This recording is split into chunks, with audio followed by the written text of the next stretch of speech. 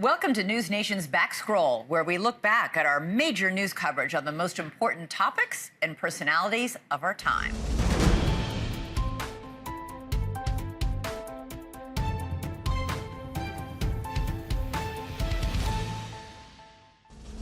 Imagine this being your life. Hey, did you hear? No, what?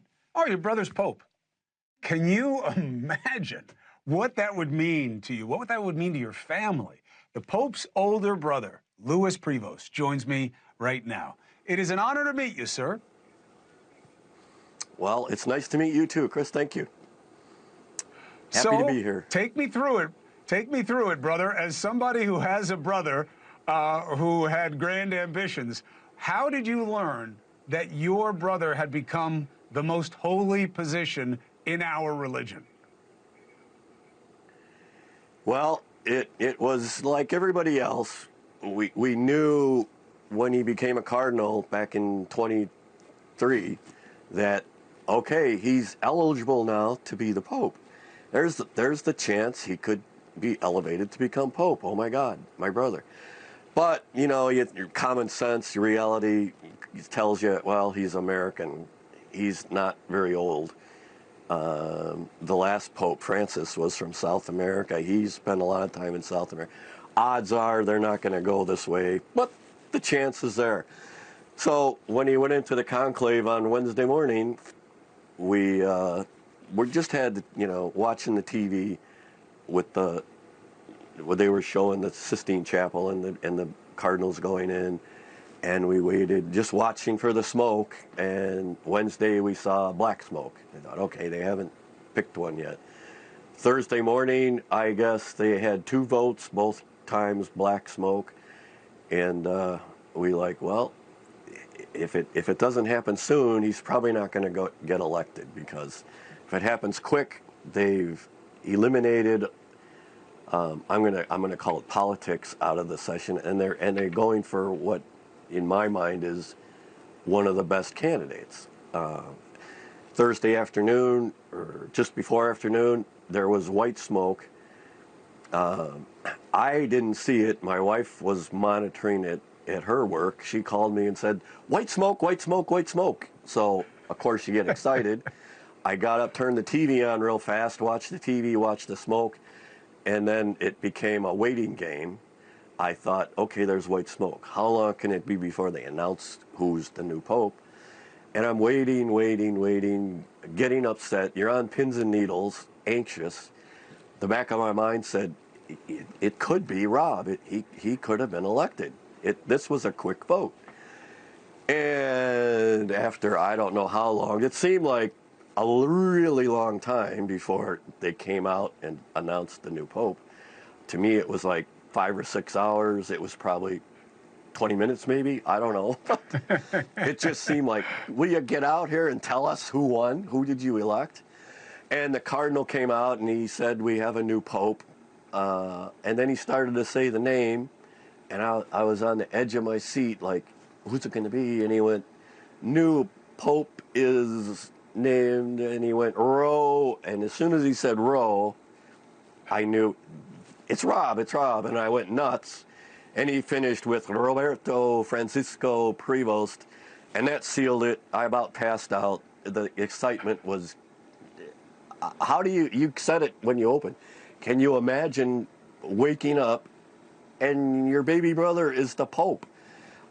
Which is pretty much what I did, because, to be honest, I don't know if you can hear it in my throat, and I'm not 100% well. Yesterday I took the day off of work because I really wanted to sleep, rest in. I felt really bad yesterday, so I was in bed. People made comments, what are you doing in bed at 12 o'clock? Well, I didn't feel well.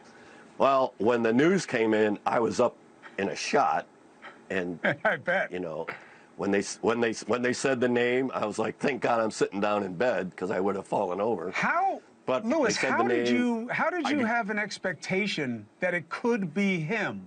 That's the part that I find fascinating. There are a lot of cardinals, and it wasn't like, you know, everyone, like, you know, they were betting on him like the Kentucky Derby. And what is it that you know about your brother that we have to know about why you're so confident that this was the right guy? Well, two things. When we were there in Rome, when he was elevated to cardinal, some of the talk around the Vatican was he's probably like got a 1 in 3 chance of being Pope, the next Pope. Wow. When you hear that, you immediately think, wow, yes, wow is right.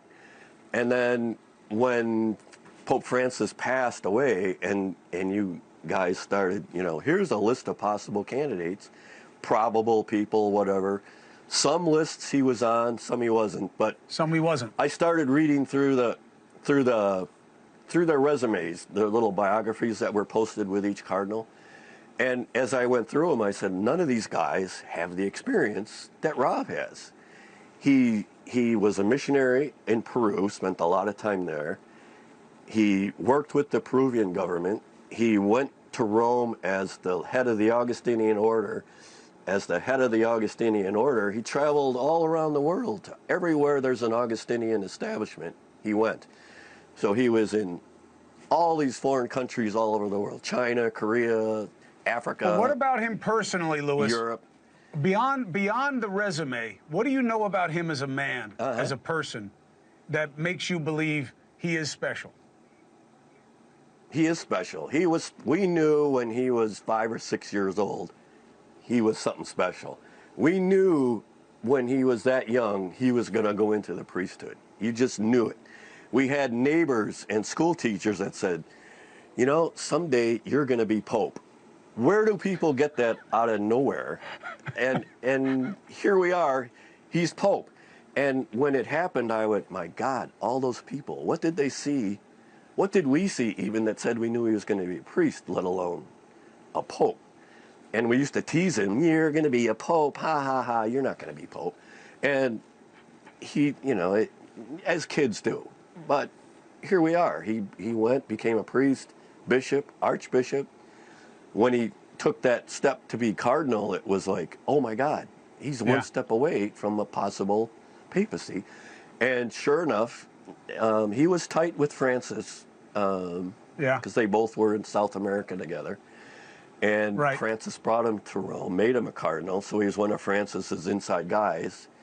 So right amazing. There, okay, he's got the connections. A lot of the cardinals in his position that Francis put him in Rome knew him because they had to work with him. I want to ask you a couple of things. I want to ask you a couple more things. Let me take a quick commercial. Stay with me, and I'll be right back, okay? All right, sure. All right, so every once in a while, you wind up just getting a special moment, okay? And I have never had the chance to talk to somebody who knows a pope as well as his brother, Louis Prevost.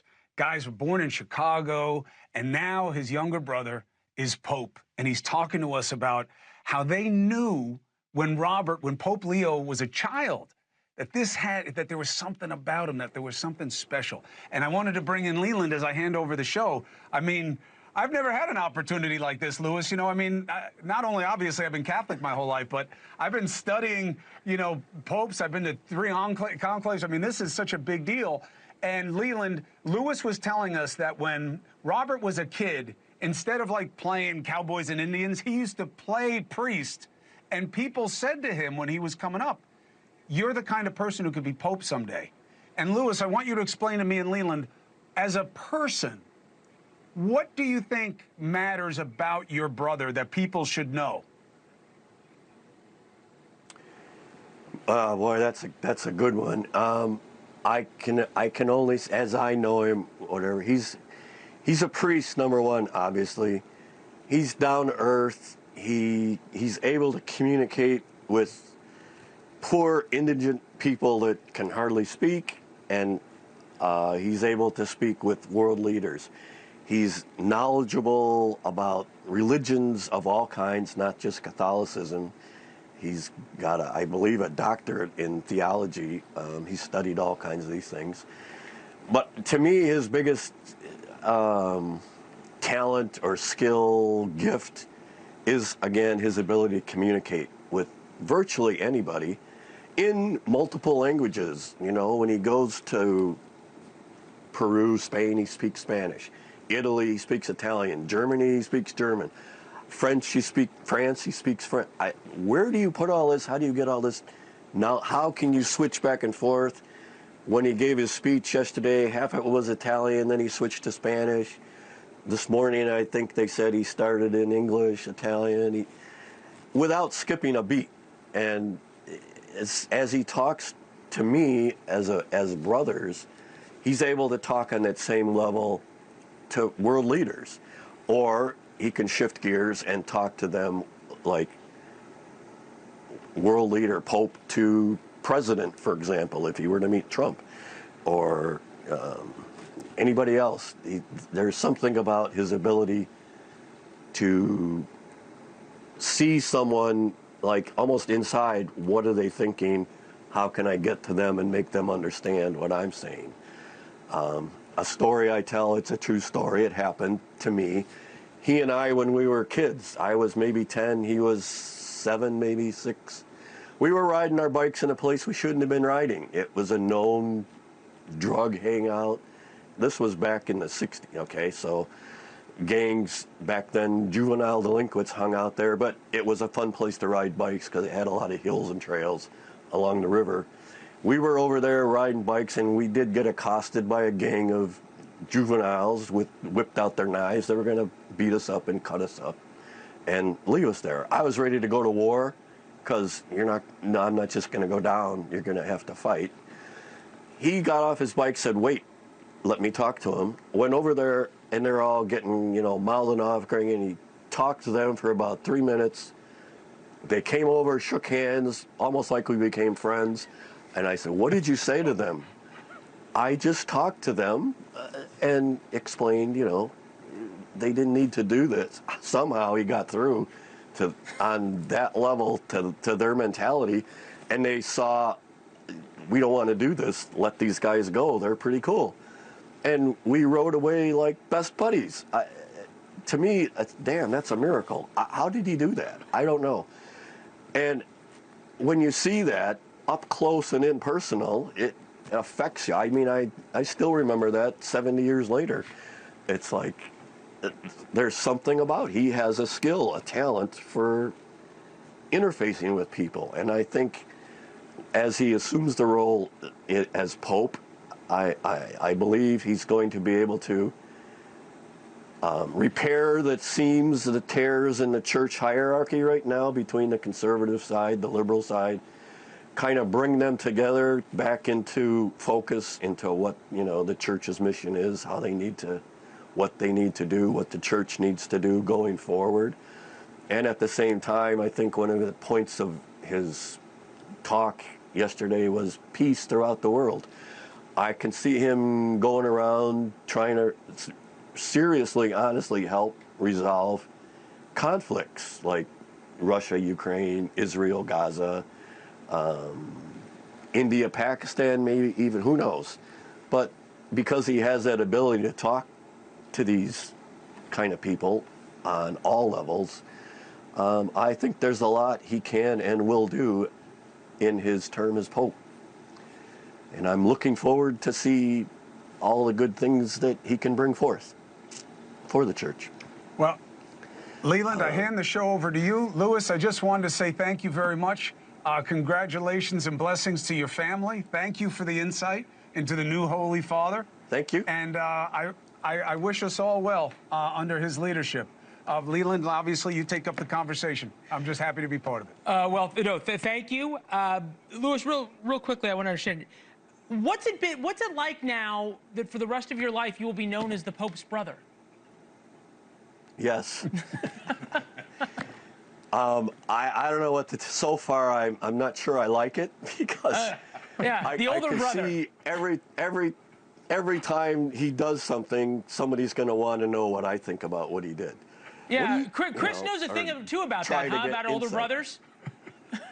Nothing like this, Leland. Nothing like this, I promise. All right. Well, Louis, you should be very Day. proud. What a time. I know you guys are. Chris, Louis, great to see both of you. Yeah. Thank you. Louis, we'll be in touch. God bless the family. What a Mother's Day you're going to have. Thanks for talking to us. Leland, take care. All the best to your mothers as well. Have a great weekend. first time in his papacy, Pope Leo XIV is meeting with thousands of media members from across the globe. The pontiff addressing a packed St. Peter's Square on Sunday, where he called for peace in Ukraine and an immediate ceasefire in Gaza. NewsNation's Robert Sherman has the latest from the Vatican. Good morning, Robert. The Pope is giving the faithful a real idea as well about what causes are important to him. What are we learning? Yeah, Anna, this was really meant to be an opportunity in order for the world to really see and get to know Pope Leo XIV after assuming the papacy just a few days ago and being elected to become the Holy Father. And of course, this has been the big conversation point. What kind of a papacy will this be? Will this be similar to Pope Francis? Will it be this similar to Pope Benedict or Pope John Paul II? So this was an opportunity for him to meet members of the press, those who cover him here in Rome and Vatican City, those who are international press members, interact with them. This was our interaction with Pope Leo XIV just a moment ago. Take a listen.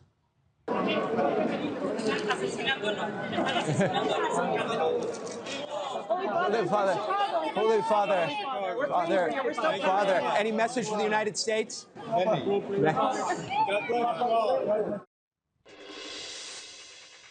Of course, Pope Leo XIV, the first pope to be born in the United States. And that is something that we have spoken with a lot of people on the ground here in Europe about the kind of role that that could play here. And a lot of Europeans have told us that they're really focused on what he's able to do in his papacy, not necessarily where he's from, and are hopeful that his papacy can yield peace and unity. Anna? Robert, you got to speak to the Pope, too. I mean, you buried the lead for me there. Amazing, amazing. What a moment for you as well. And he's saying, may God bless you all. Also, look, based on the Pope's comments today, what are we learning more about his goals and his papacy?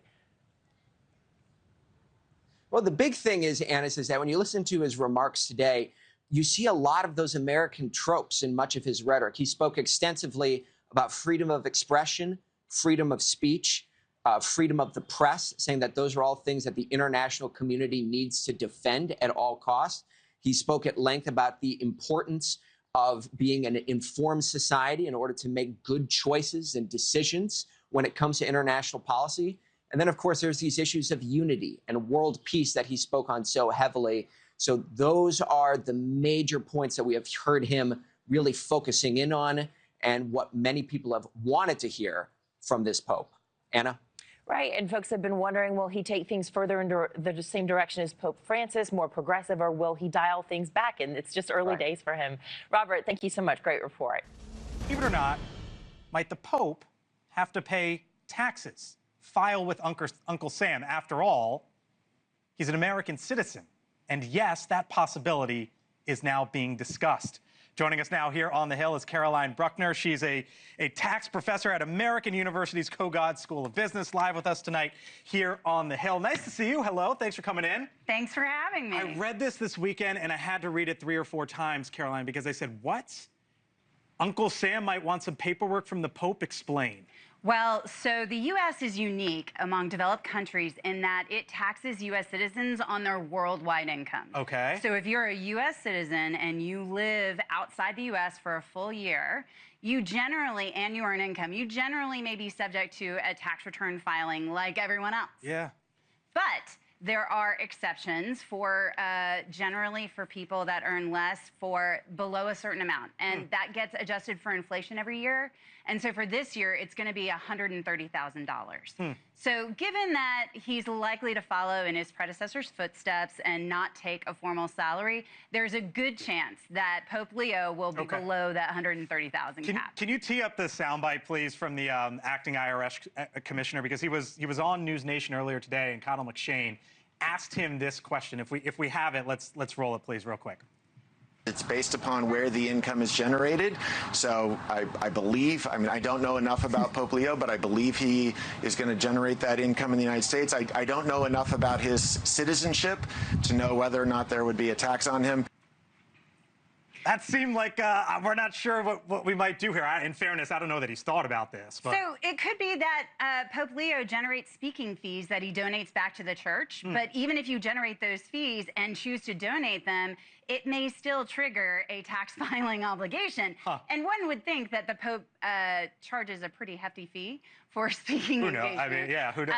But there's also bigger questions that are at play here, given that he is going to be the head of the Vatican Bank. Right. And there are... And so real quick, that was sort of set up from an agreement with Pope Francis. Right. In 2015, Pope Francis, in trying to pursue an agenda of transparency and reporting, signed an agreement with the United States that would require and subject those accounts to U.S. banking and reporting requirements.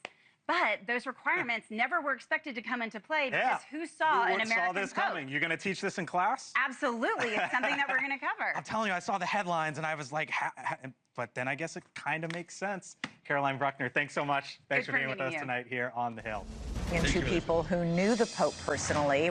Father Robert Hagen is a friend of Pope Leo and an Augustinian prior provincial at St. Thomas of Villanova. And Brendan Towell is the director of engagement at St. Augustine Preparatory School in New Jersey. He met and spoke with Pope Leo during a spiritual retreat back in 2010 then.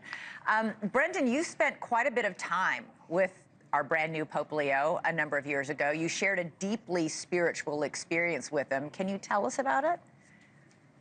I can, Elizabeth. Thank you. Our paths actually crossed a few times before then, but we didn't get to meet. He visited my high school and my undergraduate college, and it wasn't until later we had a moment together in 2010. I was contemplating a vocation to the Augustinians myself, and I had an opportunity to speak to the Superior General of the Order, and I took it.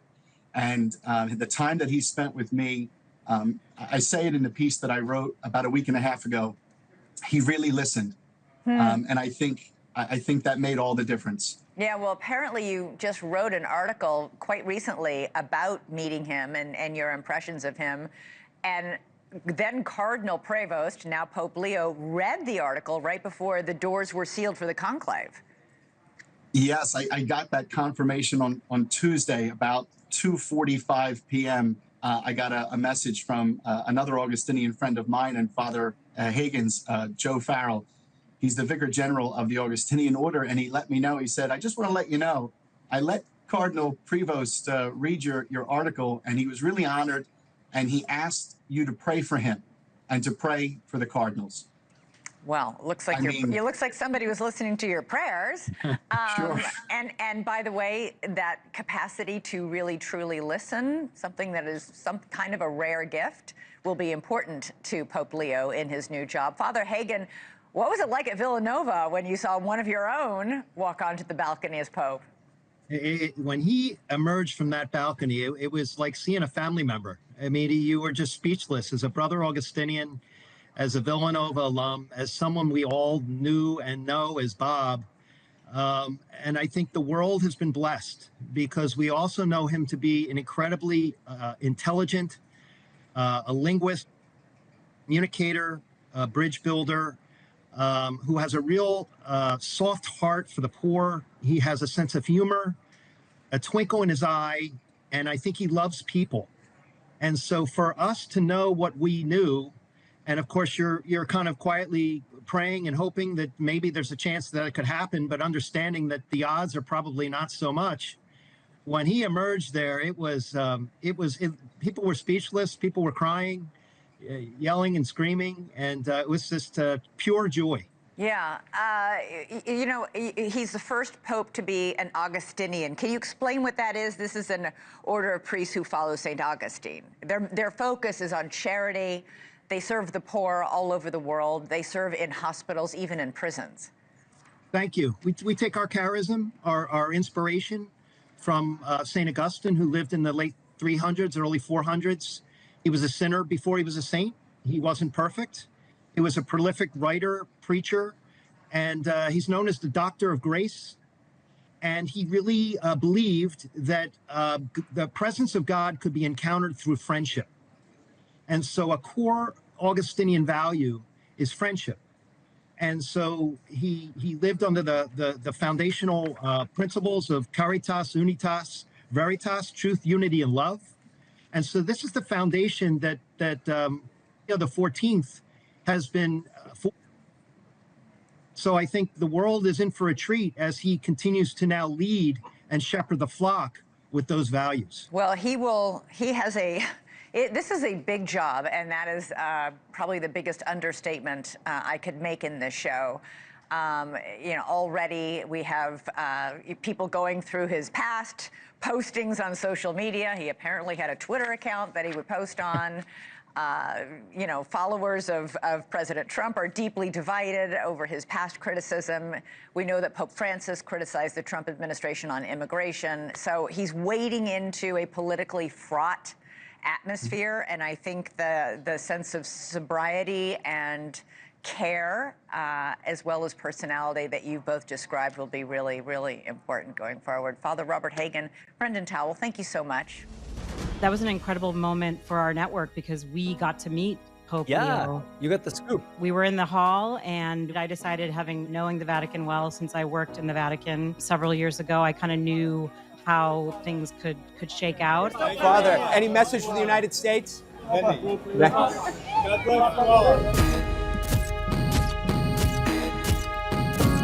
When we realized he was from Chicago, of course, I'm from Chicago. Our network is based in Chicago. It was, I would say euphoria coming in from all the folks in Chicago. And you know what it's like, Susie, because you've been here too. And I heard people going, oh, Americano, Americano.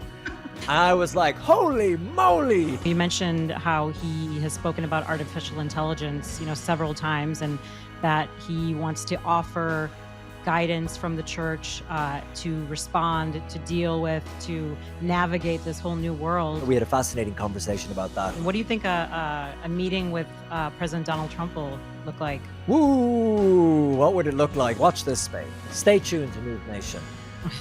Listen to Susie Pinto. It's so crazy to have all these Americanisms and American references now connected to the papacy and to the Pope.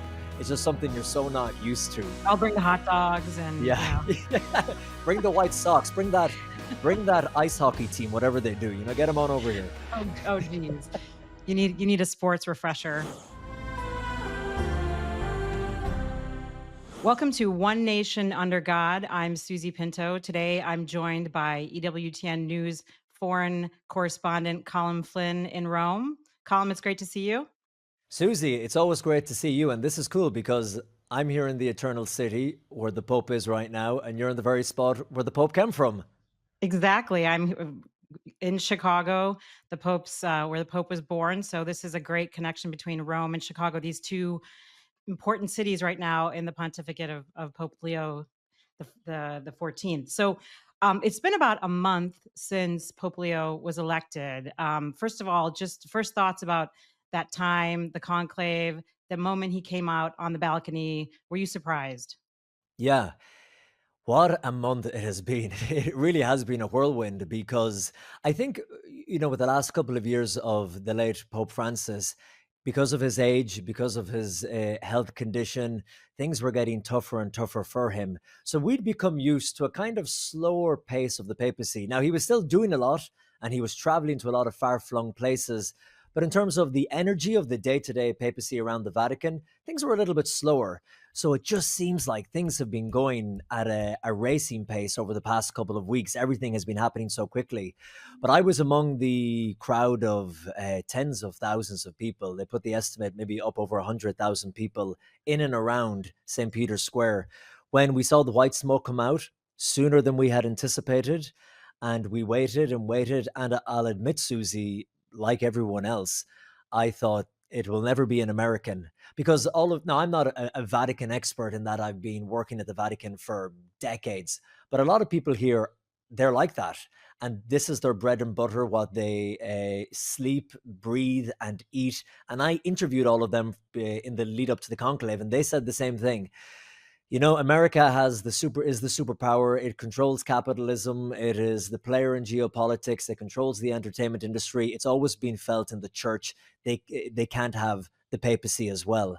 And when I interviewed Bishop Barron, the famous American bishop, he said to me too, when I asked him about Prevost, I said, what about someone like Prevost? And he said, it won't be an American. He said, although he is the least American.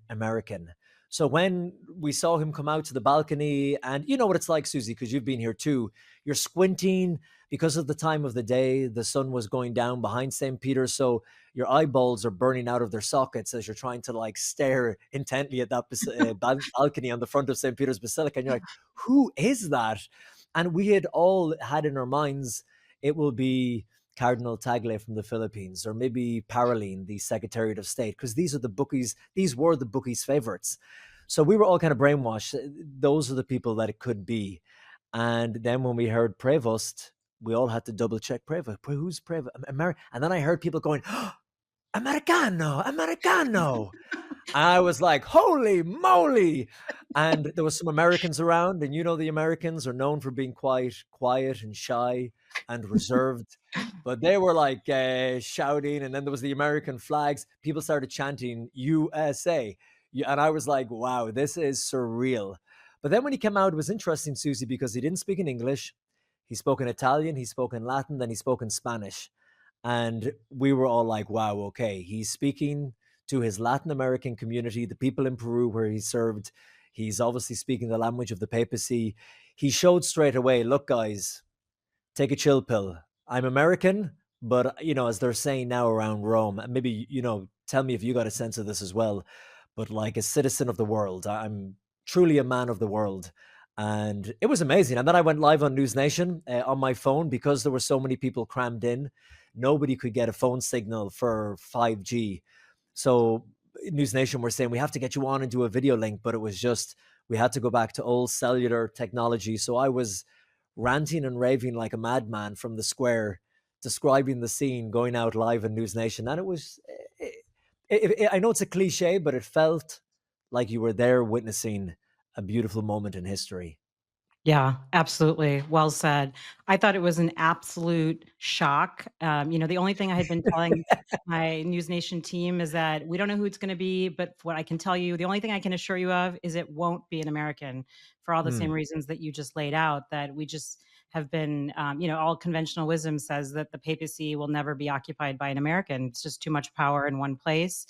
Yeah. But so that when he did come out onto that balcony, it was absolute shock, disbelief. When we realized he was from Chicago, of course, I'm from Chicago. Our network is based in Chicago. It was, I would say euphoria coming in from all the folks in Chicago. I started getting text messages from all over the world, but especially from friends in Chicago who just could not believe that a native son of Chicago could make it all the way to the papacy. So, And here in actually, Chicago. Susie, let me ask you this, and sorry to cut across you, but the feeling that I got, and Cardinal Timothy Dolan of New York, he said this at a press conference a few days later when he was asked, why was he picked and this and that. He said, to be honest, I didn't know much about Cardinal Prevost before that. And that's the general sense I got from people, that he kind of was keeping his head below the radar. I know he was off down in Peru doing his missionary work, and then he was here in Rome, the head of the dicastery for bishops. But were you guys in Chicago, like maybe because you have more local knowledge, thinking different than the rest of us, that maybe he could have the X factor and get it? Or did you know much about him before this? I didn't know much about him at all, and you have to realize that, of course, he's been outside the United States for so many years. He left Chicago quite young. He actually didn't even go to high school in Chicago. He went to high school in Michigan. So, he definitely it was not on our radar, I would say. And of course, he became a priest, and he became an Augustinian. He was, of course, in Rome. In Peru. So he wasn't really on the American scene. So I think that that was, a double surprise. Not only was he, not on our radar, but he hadn't been in America, and really in his roles as the head of the Augustinian order, and then even as the head of the bishop of the dicastery of bishops in Rome. I don't think he had he was in a big way in the public eye.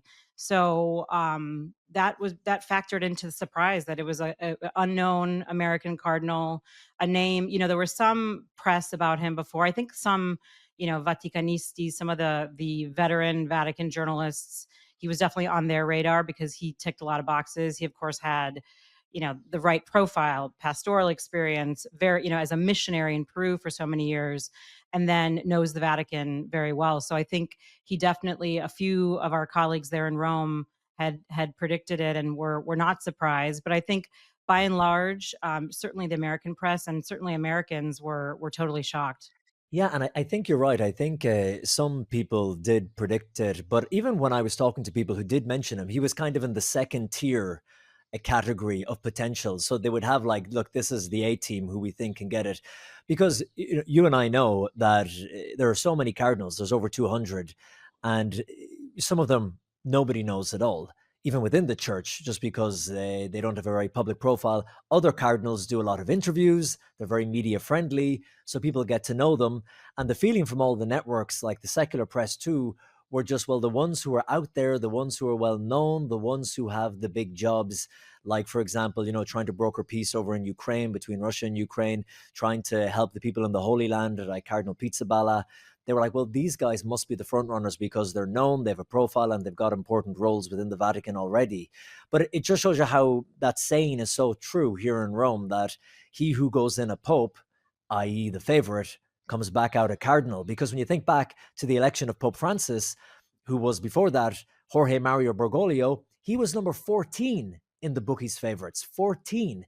Nobody saw that coming at the time either. So I think we keep having to remind people that the conclave is an election, like any election all over the world, but at the same time, it's not, because you have this deep spiritual element to it, and you hope and pray that these men are being guided by the Holy Spirit when they go inside of that Sistine Chapel. So it was just incredible. It was my first conclave, so I didn't sleep for around a month, and I lived off coffee, and it was incredible.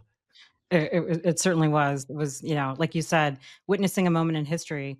So now that it's been a few weeks and the shock has worn off, what do you think are some of the highlights of those first weeks as Pope?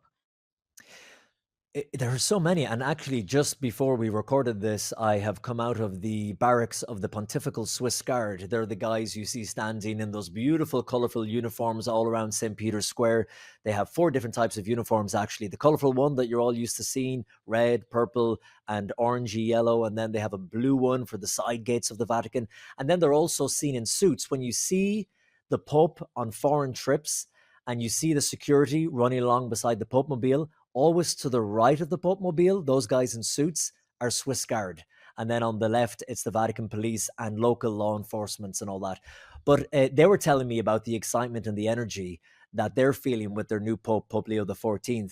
But the one thing that struck me so far, Susie, is already there is a sense of clarity that was not there under the previous papacy. And I don't mean that in a kind of derogatory way, because these popes are human beings, and they have their characters, and they have their personality, they have their strengths, and they have their weaknesses, like you, like me, like all of us.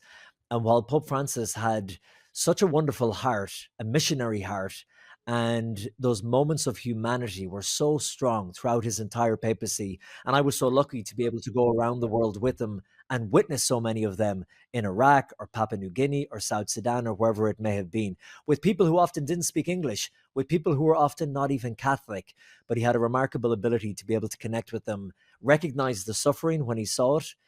He knew the moment when to tap the driver of the Pope Mobile to stop, when he wanted to embrace someone with special needs or someone who was suffering. He knew how to embrace a young boy who had a question about his sick parents, or, that comment on the plane, who am I to judge, when he was asked a question about. So there were those moments, but then many Catholics that I interviewed around the world, they found that one of the other sides of the papacy was that it lacked clarity, they believed, in some of the core church teachings. And on the flip side of that, they believe now with Pope Leo XIV, they've already begun to see some of that clarity coming through. Because remember, he's a canon lawyer. I think he has a degree in mathematics as well. So we have an expectation, and we've seen it already, that he probably won't speak as freely off the cuff, maybe as Pope Francis would have.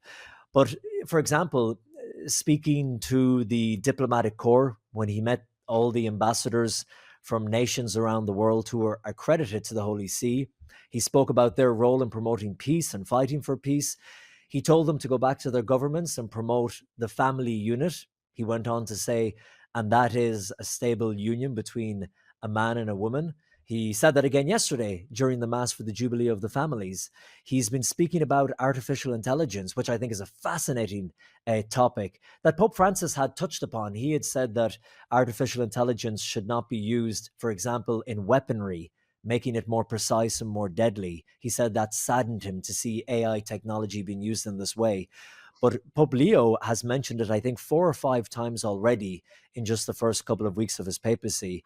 So my first impression, Susie, is a clarity, a modern touch, talking about artificial intelligence, and you kind of get the sense that he has a good understanding of what he's talking about when he mentions things like AI. He said it was the greatest threat today to human dignity, to justice, to labor as well, which connects in with him taking the name Leo the 14th after Leo the 13th. But I'm giving you this long, rambly answer, Susie, when you probably wanted a soundbite. You're like, wrap it up, Cullum, come on. But No, I think what's your first impression from across the pond in the US? my first impression, I was there in Rome with the NewsNation team, and just a few days after he was elected, he met with journalists, as you alluded to. And that's, something that every pope does after their election, because of course there are thousands and thousands of journalists who come to Rome to cover the conclave, the funeral of the pope, and then the election, the conclave, and then the election. And so I think there are about 3,000 journalists in that Vatican hall. It's called Paul VI Hall. And that was our first opportunity to get to hear him speak off the cuff, or he also of course read prepared remarks. But that was an incredible moment for our network because we got to meet Pope Yeah, Leo.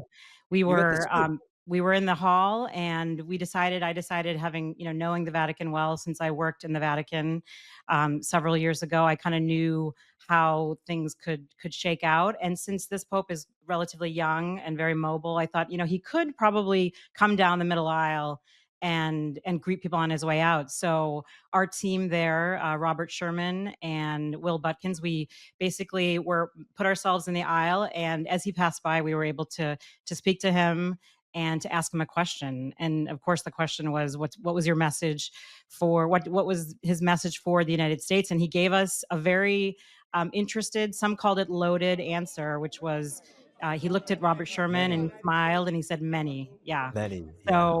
So certainly I'm sure he has in mind what he would like, to tell the United States, where he thinks he could weigh in on issues that are going on in the United States. But that was a thrilling and exciting moment. And really, on a personal level, I think I just found him to be a person of a lot of peace. He transmits a lot of peace. He's very comfortable in his role. He's very humble, but at the same time, he knows how to assume the posture of a pope, and he just seems extremely comfortable in his own skin, and he knows where he's going and what he's about and what his messages are. Like I did find him to be very clear during that meeting. Of course, he talked about the importance of truth, and he thanked us for covering that event, but also just in general for transmitting the truth to the public, which of course is the first and the first goal and of any journalist, right, to transmit Yeah. the truth to our audience. So it was a thrilling moment, and he was thrilled when I said I'm from Chicago, and he came over and he said Chicago, and I just found him to be very warm, very natural, and very peaceful. I don't know about you, but I thought I heard him say under his breath that he loves NewsNation. Did you pick that up too, or was that just was that AI? I don't know. Absolutely, Yeah. absolutely. You know what's interesting about that, Susie, is that was the first time we heard him speak English, if you remember. Yeah. Because at the beginning when he came out, he cracked a joke in English. And talk about having, the people in front of you on your side, because he came out and everyone was applauding and standing as he came out. And then he kind of gestured for everyone to sit down. And, we're trying to, as the journalists there, the worst kind of people, us journalists, and we're like, who is this guy? And we're trying to get answers as to what we think he's like and his personality and this and that. And then he said, they say it's all well and good if you applaud at the beginning before a speech, but wait until I'm finished. And if you're still awake and you applaud then it means something. So that really broke the ice. And I think for us journalists, that kind of said to me, look, this is what the relationship is going to be like going forward. And we're going to have this nice, warm, cordial relationship. And the other thing was, yes, I think you hit the nail on the head there really brilliantly when you said he seemed at peace. Because you think of the enormity, we cannot grasp what it means to take on the role of the successor of St. Peter, the lineage to one of the 12 apostles of Jesus Christ. Because you think about it, this guy, Cardinal Prevost, was able to walk around Rome just a few days before that, go unnoticed by mainly everybody, and go into his favorite coffee shops and restaurants. As soon as he realized he was being um, elected as the successor of Peter and the Holy Father, his life had changed forever. Everything, every aspect of his life. And not only that, but the weight of what was going to now be on his shoulders to not only run the institution of the Catholic Church, which has its, again, strengths and weaknesses and its problems and the things that need to be fixed and the things that need to be reformed and pushed, but as the spiritual leader, the shepherd of over 1 billion people worldwide in a world that is damaged, has war, has conflict, has confusion, has many, many problems. To see him take on all of that with a kind of remarkable calmness and acceptance. And I just mentioned to you that before we recorded this, I came from the barracks of the Pontifical Swiss Guard, and I was talking to a young guard, and he was telling me, I was asking him, what do you remember about the day? And remember, they, like us, were waiting for the smoke, black smoke, white smoke. He said he wasn't on duty that day, but he was on standby. And he was sitting in his office with his earpiece in, and he had a live stream going. And then across on the radio, before this white smoke came out, they got an alert saying, quick, stations, we have white smoke, we have a new pope. So he had to spring into action, and he was stationed outside in a square within the Vatican for a while. But then he was brought into I forget the name of the corridor, but right in front of the Sistine Chapel. And he was waiting there, and he told me that he heard applause inside the Sistine Chapel. Oh, wow. And then out came Pope Leo. He was already dressed in the garments and the vestments, the papal vestments that we saw him wearing coming to the balcony, was suggesting that he had already gone into what they call the room of tears next to the Sistine Chapel, where you have a moment after being congratulated by your brother cardinals after the election. You go into this room, and you have a moment of prayer and of silence to just realize and take in what is happening. There are 3 vestments on a railing, large, medium, and small. You have to fit into one of them. And then they're waiting for you in the balcony, and the crowds are waiting for you. So this Yeah. Swiss guard got to After shake his you probably hand. cry your eyes out, right? After you cry your eyes out and wonder probably, how can I do this? Why have I been Yeah. picked? But this Swiss guard, he showed me the photograph. Within maybe 20 minutes of the beginning of his papacy, got to shake his hand Wow, and say, hello, amazing. Holy Father, going by. It was like, I was choking up and how much it meant to this young Swiss man. It was, so incredible. You just Yeah. think of what they get to see, these Swiss guard. It's amazing. Well, and also you mentioned the human side. We really saw that when he came out onto the balcony. You could tell that he was emotional. He was holding back tears. And I think for the world, that's an amazing witness because you see that the Pope, of course, is a spiritual leader. He's supposed to be a holy man, but he was very much a man on that balcony. And we can all relate to being overwhelmed or being afraid of some challenge. And so I think that was really endearing to the public to see that he was so human and, was about to cry and was looking out into the crowd. And, I'm sure, can you imagine that, we've all seen that picture, like the entire square, there's, as you mentioned, over 100,000 people filling the square. And you feel, at that moment, you feel the weight of the office. And not only the square. I mean, Susie, you were there. You've got the huge television stands. And when he would stand there on that balcony and he would see the sea of people going back, and also because of today's day and age, you see a sea of little lights and iPhones in the air. It's just like a sea of iPhones. That's the one thing I noticed as well, is that smartphones as far as the eye can see being held up in the air. But you also have the stands with all their huge lights and hundreds of television cameras beaming the pictures back live to every corner of the world. And as a journalist here covering it, for weeks, I was talking to the good people on NewsNation, and then you'd be on BBC, and then you hear didgeridoos in the background when you're talking to hey, good morning, Australia. You're live across Sydney, and the interest and the fascination around the whole thing. And I want to talk to you about that. Why you think there was such an enormous interest? We believe that this was probably the most closely watched conclave in history. And I think part of that is because of the interest from the movie Conclave and the two popes and the Vatican Girl on Netflix and all this stuff that brought it into the zeitgeist. But I had a sense that people looking at this, they love a big spectacle and a big event, one, but we get them all the time. Sports events are huge now. You turn on American Idol or the X Factor, they're huge sets and lighting of fireworks. So we get them all the time. But I think people watching, whether consciously or subconsciously, they realized they could sense there was something more profound to what was happening here. And they could see the history, the symbolism. But, coming off the back of this time of being told you'll get your fulfillment and your happiness from your career, your fame, your fortune, now your followers. How many followers do you have? You go to New York and they ask you, what do you do? You go to Washington, D.C., they ask, who do you know? You go to L.A., someone asked me, oh, hi, nice to meet you. How many followers do you have? And, that kind of defines people in the world today.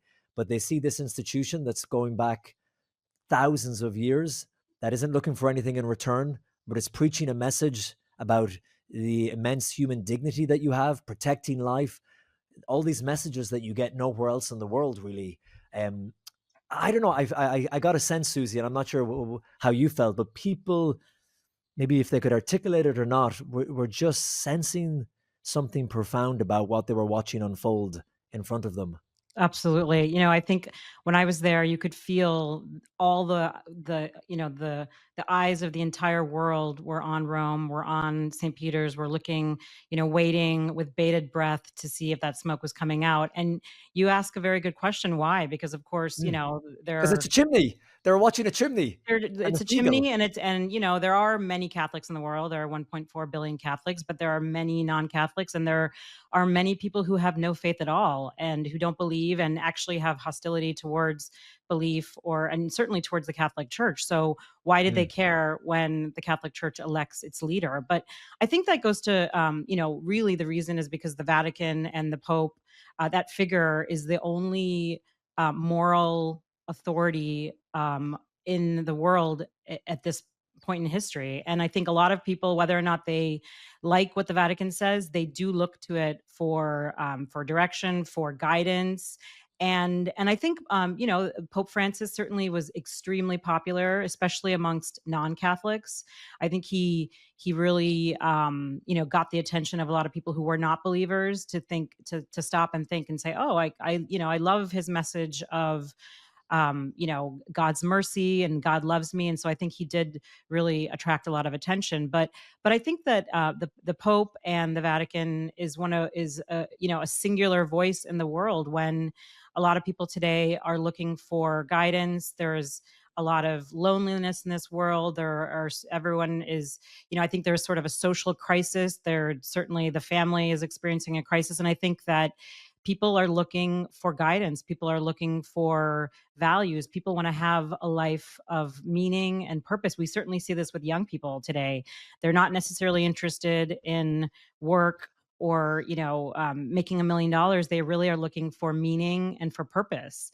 And so I think the Vatican really provides a lot of insight on that when it comes to our life and beyond the material things, like and certainly answering some of those quintessential questions of why am I here? What am I doing? Where am I going? What's my life worth? What is the whole point of this life? And I think also in America specifically, I think a lot of people are just there's a rat race. They feel like they're constantly just trying to make ends meet and trying to to make it to the end of the day and to keep their family together. And I think that there is a lot of fatigue, and so they feel that for whatever reason, the Vatican is that voice that will provide them that guidance and those guideposts that will help them to live a happier life.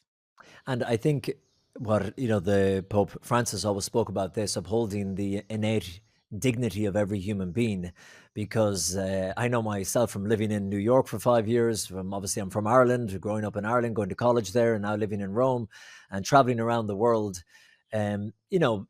We hold up the people, the great athletes, the people who came first in the Olympics, the ones who are the biggest influencers. The companies love you when you're flying high and making the money and this and that. And the amazing thing that I've seen firsthand, and I'm just telling you as I've seen it, whether it's across the continent of Africa or Latin America, across Asia, where I've went to report with the Holy Father, with Pope Francis, but even outside of that, just doing separate reports. Everywhere you go, Belarus, filming in the orphanages, who's looking after the children still affected by the radiation from Chernobyl? It's priests, it's nuns, it's brothers, it's the Catholic Church. Are they known? No. Are they getting social media followers? Are they getting big money? Are they getting fame? They're not getting any of that. Why are they doing it? Why are there people helping in the leprosy colonies still today in South Sudan? Why are they running these homeless shelters in the hardest hit slums in Buenos Aires in Argentina? It's a remarkable thing when you see that selflessness, but these people are doing it in the name of the faith, of what they really believe in. And the church, they've been the spearhead of that here in Rome, representing all of that and trying to coordinate all of that. It's an amazing thing. And when you mentioned it, Susie, again, you say it so correctly about even people of other faiths and people of no faith as well, this resonating with them.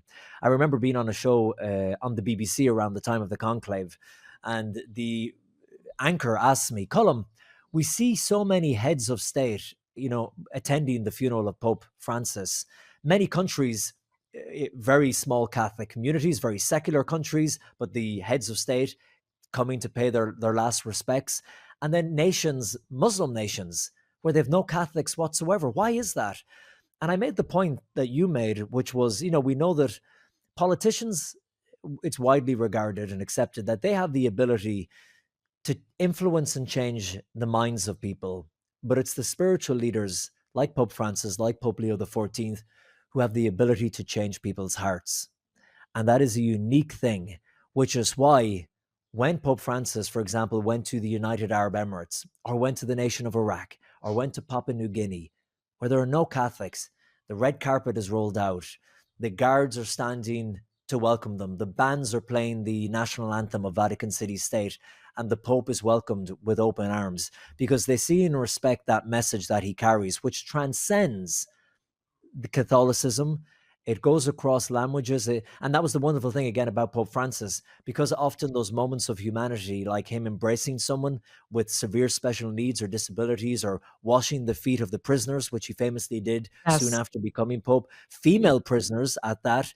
Though it doesn't matter what language you speak, when you see someone who you know is a powerful figure down on their knees washing a prisoner's feet, who is at the bottom rim of society, as people might look at it and say, well, they're a prisoner, they're locked up, that's a powerful, powerful message that doesn't matter what language you speak, you understand it on a fundamental level.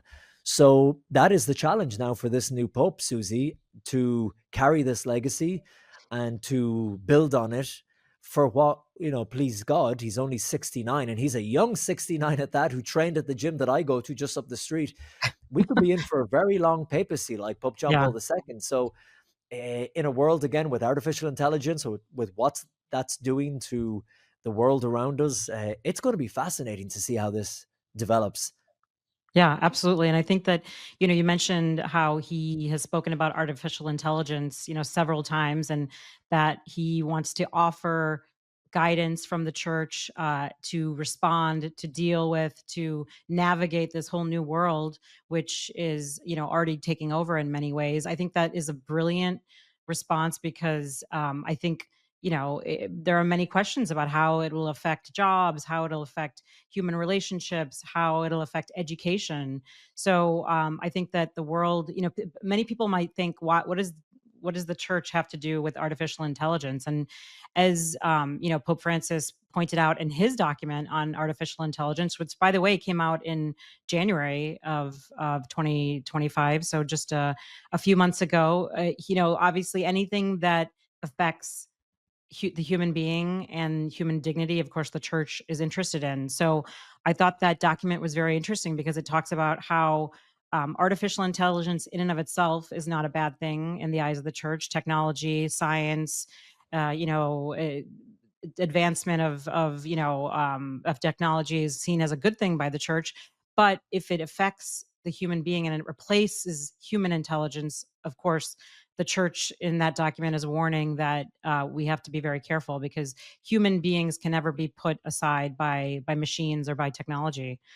So I wonder what he's going to say. I wonder if that's going to come in the form of a document, or if he's just going to, provide teaching on it at his Wednesday audiences. It'll be really interesting to see, because of course it is dominating every aspect of our life, and will probably in the future. Yeah, and like I said, he brought it up when he met us journalists. He told us to use it to uplift the common good, artificial intelligence. And we know now with fake news and with AI images online, sometimes it's hard to tell what's real, what's not. And that can really sway public opinion one way or the other. So there's a great responsibility there to use the tools responsibly. And then the other thing as well, because he wants to follow in the footsteps of Pope Leo XIII, who came off the back end of the Industrial Revolution at a time when workers were saying, well, with all this new industry and methods of industry, what does that mean for my job and what I do? And it's the same with AI now. In the business that we work in, we are using AI more and more to speed up the editing process of TV programs, stuff that would have been done by an editor. Maybe the kind of fundamental first stage editing of a program can be put through an AI software now that will do the cut for us. Voiceovers, where we would normally maybe get a voiceover artist in. Sometimes we're saying, well, could we use this a little bit if we use an AI voice instead of getting an actor into a studio in London at a huge cost and all this kind of thing? If it sounds the same and we're not changing the meaning, then what's the difference? But it's taking work from that person.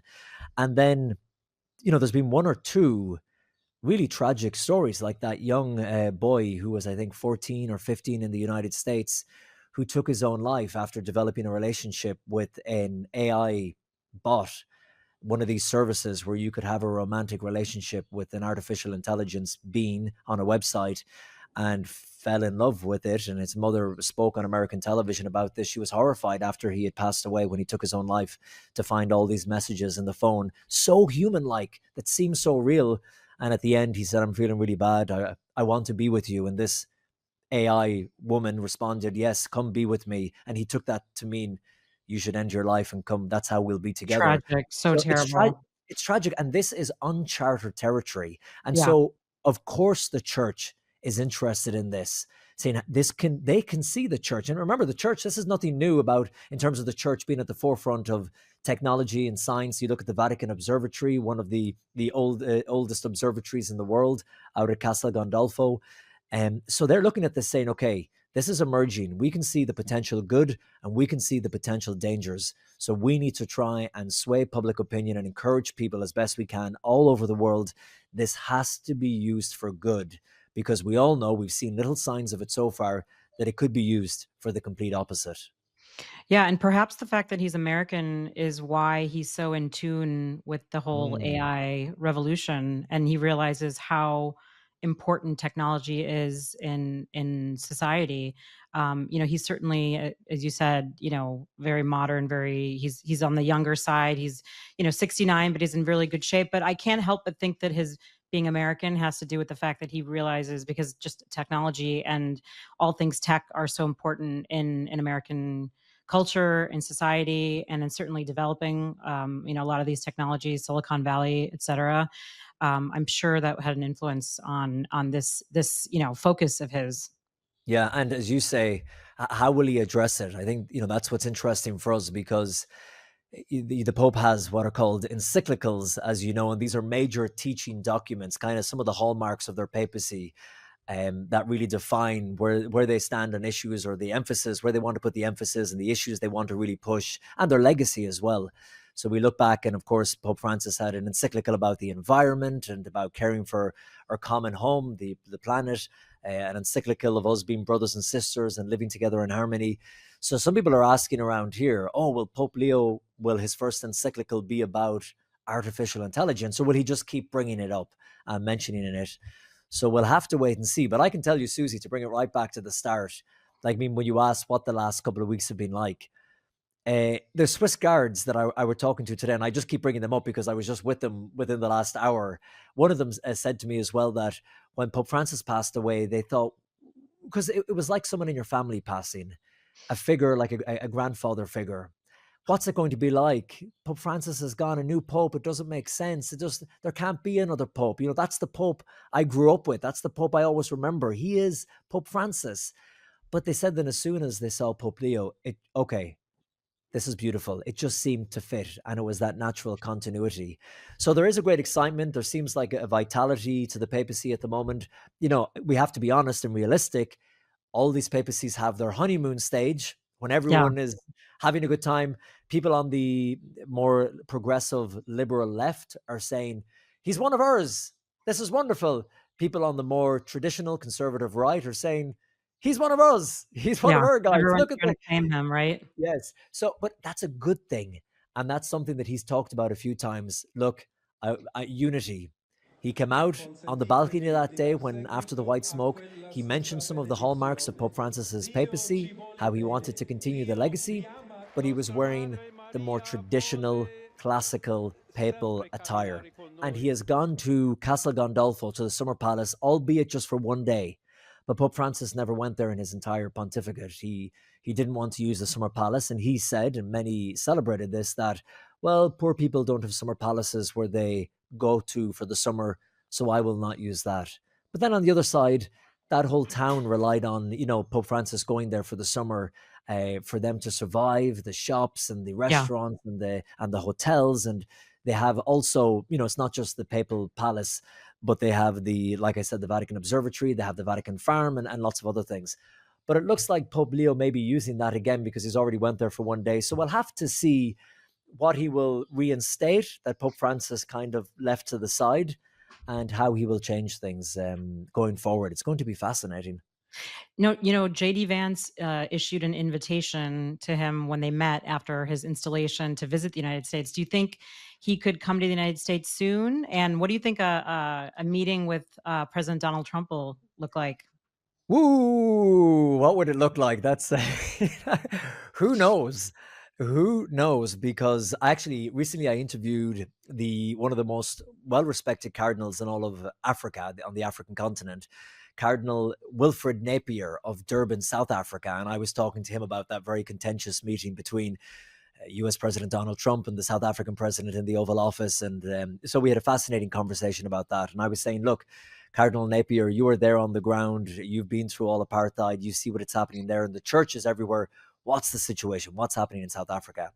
But JD Vance, Vice President JD Vance, talk about being in the right place at the right time, and a lucky person for, in terms of him just personally being a Catholic, because you know that before Pope Francis passed away, the day before he died, the last person he met in an official capacity was Vice President JD Vance. Yeah, amazing. And Vance went in, not with his wife or his children. He went in on his own, and he met with the Holy Father, who was unwell. You could see he was sitting in his wheelchair. Vatican TV gave us the footage of that. The phrase short and sweet, that's exactly what it was. JD Vance said to him, "It's good to see you, and I'm glad to see you're doing better," acknowledging that he'd been in hospital for over 5 weeks. The Pope said, "It's good to see you too." There weren't too many words exchanged, not that we saw anyway in the official footage, but the Pope gave him 3 things. He gave him a Vatican tie. He gave him blessed rosary beads, a couple of sets of blessed rosary beads, and then he gave him some Kinder Easter eggs for his children. The following day, the Pope passed away. Yeah. The following morning, around 7 a.m. local time here in Rome. One of the first people to meet the new Pope, was again Vice President JD Vance, to meet Pope Leo XIV. So for him as a Catholic, that's an incredibly privileged position to be in, Yes, regardless absolutely. of politics and what they agree on and what they disagreed on. To be one of the last people to meet a sitting Pope and then be one of the first people to meet the next Pope, that's an incredible thing. That's an incredible opportunity. And, you mentioned some of their differences, or at least their political differences. But I think what was really beautiful when Vice President Vance met Pope Francis in that encounter, he was extremely moved. Vance was, by his meeting, and he spoke about it, and he posted about it on social media. And I think that, what the world doesn't understand is that in those moments, you put aside all of your, who you are as the politician. And I think in many ways he was meeting with Pope Francis as a Catholic, as somebody who believed. Of course, he's a convert. I think he converted in 2019. So I noticed that he was extremely moved by seeing the Pope so ill and making such an effort. And when you think about it, I mean, Pope Francis, those last few days, he made such a gargantuan effort to be with the people until the very end. He was so ill, and yet on Easter Sunday, he was out. He was, he greeted the people. He went around in the Pope mobile, and you could tell how ill he was. And he still wanted to make that last effort to be with the people until the very end. So I think, many people were moved by that service to the people, that desire to the very end to be, that symbol, that figure for the people, right until his death, really, because that was less than 24 hours before he passed away. Yeah, and as a journalist, one of the obviously, covering the funeral of Pope Francis, very moving experience. But you're talking all about his legacy, and when you're on air covering it, you're just kind of trying to remember, okay, get all your facts right, and what year again did he become the Pope, and the exact name of the place in Buenos Aires where he's from, and all that. So you're not on autopilot, but you're just making sure you as accurately and as fairly and as balanced as possible present what's happening at the moment. But I remember the only time I actually tried to hold back the tears. I was on Australian breakfast television, Sunrise, on Channel 7. It's the biggest breakfast show in Australia, a bit like the Today Show in the US or Good Morning America. And just before going on air, I was handed a press release from the Vatican, which was a statement, I don't know if you saw this, Susie, from Mr. Surapetti. And Mr. Surapetti was the personal private nurse of Pope Francis and had been for a number of years. And he had released some statements, his account of Pope Francis's last 24 hours. So I read this quickly, absorbed it, went on Australian television, and they said, Colin, what have you got for us? What's the latest from Rome? And I said, well, actually, I've just been told this. And it was such an emotional account. Mr. Surapetti was the man who pushed him out in his wheelchair to the balcony on that Easter Sunday for the final time. And you think about 2013, when the world saw Jorge Mario Bergoglio, Pope Francis, for the first time. They saw him stand on that balcony. And then the world saw him for the very last time on that Easter Sunday, when he could barely speak. Let's be honest. He was struggling to speak into the microphone, and he wished everyone a happy Sunday, a happy Easter, and everyone applauded. But you could hear in the speakers the frailty in his voice. The man who wheeled him out was Mr. Surapetti. And he said that it was Pope Francis who asked him, please bring me to the balcony. That's amazing. And he said that after he came in from the balcony, Mr. Surapetti said to the Holy Father, Pope Francis, how do you feel? And he said something like, and I'm paraphrasing now, but you can look up the exact wording, which was something like, I'm feeling tired, but I'm happy I did it. I'm glad I did it. And then Mr. Surapetti told the story of then on that Monday morning, when at around 5:30 a.m. local time here in Rome, the first signs that things were going downhill very fast for the Holy Father, he was called to Casa Santa Marta, the residence where the Pope was living. And he was staying on the second floor, the Pope Francis's bedroom. And then after around an hour, he had slipped in, he was about to slip into a coma. And Mr. Surapetti recalled he was standing at the door, looking over at the bed.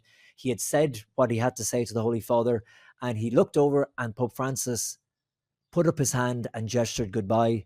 And then he went straight into a coma and he passed away.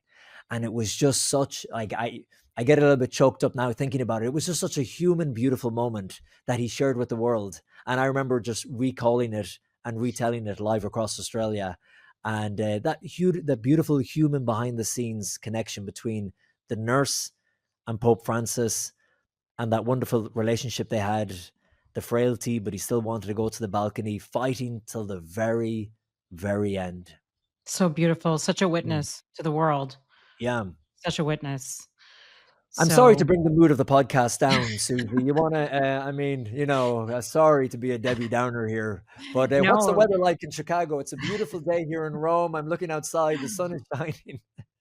So tell us just quickly, what's on Pope Leo's agenda for the next few weeks? What are we going to see him doing?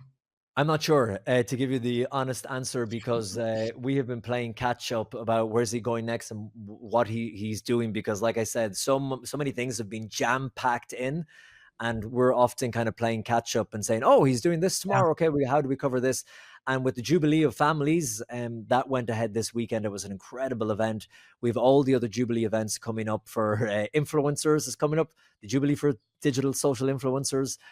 It's the Jubilee is still going ahead. It only comes around once every 25 years. So we're waiting to see if events like the canonization of Carlo Acutis, the Millennial Saint, that was meant to happen a month ago, and in its place that day was the funeral of Pope Francis, the Holy Father. So there are certain things. Again, the swearing in of the new Swiss Guard was meant to happen. That's been postponed. We're waiting to see where these pieces of the jigsaw can be slotted in. Yeah. But I'm sure, look, Pope Leo, he's taken on a new job. He's trying to find his feet, I'm sure. The sense around here, but again, is we could be wrong, is that we probably won't see Pope Leo make those big international transatlantic, global trips for a while until he kind of gets things in order here at the Vatican. There's a lot of things with the Vatican finances. That's a whole podcast for another day that we could talk about. Personnel changes at the top of various Vatican departments. They're called the dicasteries. That's another podcast for another day. But let's see. He has mentioned that he wants to go to Turkey. That was something Pope Francis had already committed to. So I believe he said that he wants to see that commitment through. That'll be sticking here in Europe. And then apart from that, long term, we'll have to wait and see. Watch this space. Stay tuned to NewsNation. Listen to Susie Pinto, and you'll never miss a beat. Well, I can tell you here in Chicago, there's going to be an event on June 14th in the ballpark where the White Sox play, Rate Field. And we're going to be celebrating the first American Pope from Chicago, Chicago's native son. And there's going to be music, and I think Pope Leo is going to send a message via video, and then there's going to be a mass. And those tickets went on sale. They charged a nominal fee of $5 per ticket, and they're already sold out. And apparently now people are reselling them for hundreds of dollars. So that's just to show you the interest here in Chicago. And there's a lot of pride. I mean, I think Chicagoans are just so proud to have a pope from their city. And just bursting with pride and a lot of joy here in Chicago. Yeah, because I'm Irish, and I'm not that smart anywhere, that intelligent. It's funny when I'm out interviewing people in the square and they're from America and they're using all these references that go way over my head. So they're like, yeah, he's a White Sox fan, and they're waiting for me to react, and I'm like, no way, the White Sox, that best basketball team I've ever seen. I'm just like, what? Well, I get it, and I love it, and I'm like, yeah, it's just so funny, yeah. Yeah, well, here in Chicago, his fellow Southsiders are just thrilled. But it's so crazy to have all these Americanisms and American references now connected to the papacy and to the Pope. It's just something you're so not used to, which is pretty cool. I think we're in for a great papacy. Yeah, I think it's going to be fascinating to see what he does. And yeah, of course, it's like a very unique moment in history, isn't it? It is. And you know what? I can't wait, Susie, when NewsNation relocate you over here, because clearly now with an American Pope, and I know, and you can talk to Sean or whoever we need to talk to there. We have to build a studio overlooking the St. Peter's Square, staff it up, Absolutely, 100%. I'll bring the vino, I'll bring the spaghetti, the gnocchi, and you bring the guys over. I'll bring the hot dogs and bring the White Sox, bring that ice hockey team, whatever they do, get them on over here. Oh geez. You need a sports refresher, Colin. But anyway, listen, thank you so much for joining me. This has been a fascinating conversation, and keep us posted on everything that Pope Leo is doing. Susie, it's been my absolute pleasure, and thank you so much for having me on. Okay, take care. Someone who's joining us now who knew Pope Francis actually joined us some time ago to talk about Pope Francis. Back with us now to talk about the new Pope, Sister Norma. Sister Norma Pimentel is Executive Director of Catholic Charities in the Rio Grande Valley. So I remember we were talking about immigration and migrants and all the dedication and Pope Francis had to the people that you've done so much work with over the years. And now you have a new Pope coming in. And I wonder if you're seeing someone with similar experience from his work in Peru or something different. I mean, what is your impression early on here of Pope Leo? I think he is an excellent choice, definitely selected by the Holy Spirit. I think he follows and moves forward with a lot of what Pope Francis presented to us and what was important for us as people of faith.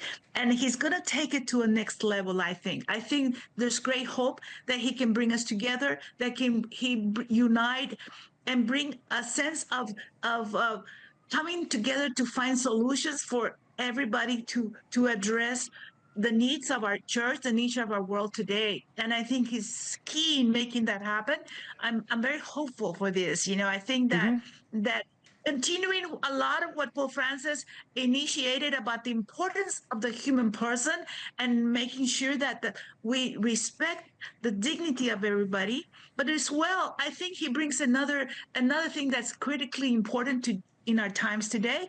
It is how can we work together to accomplish the good for everybody and for that everybody can be in dialogue to accomplish that without losing sight of the importance of how to respect and how to have that compassion and care for others as well. Yeah, I know that he spoke a lot about unity in his remarks from St. Peter's today, right? That was a word that he used a lot, unity. And I also know, and we were just having a conversation about politics and whether or not it's involved in all of this. And the particular issue that you're involved with your work, your life's work, immigration and migrants, like we mentioned a moment ago, I know he cares about that too. Even when he was a cardinal, had a social media account that's getting a lot of attention today, where he was reposting articles that were critical of the current U.S. administration. It seemed on the case of the man who had been deported to El Salvador, Comar Abrego Garcia, and he had spoken.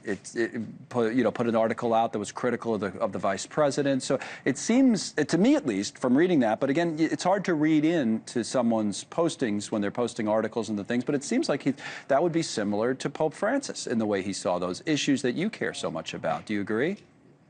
I totally agree that he has a sensitivity to the human aspect of who we are and how we must respect and care for humanity. Not lose sight of that in the process of trying to accomplish decisions to address the needs of our country, the needs of our world. We must do it without losing sight of that. The human person is of high importance and must be respected, and we must find solutions that work for everybody, but that definitely respect life and protect the human person. As a person like the immigrant who is searching for protection and safety, we must not just completely discard them but rather respond in a caring, compassionate way as well. Sister Norma, thank you for joining us.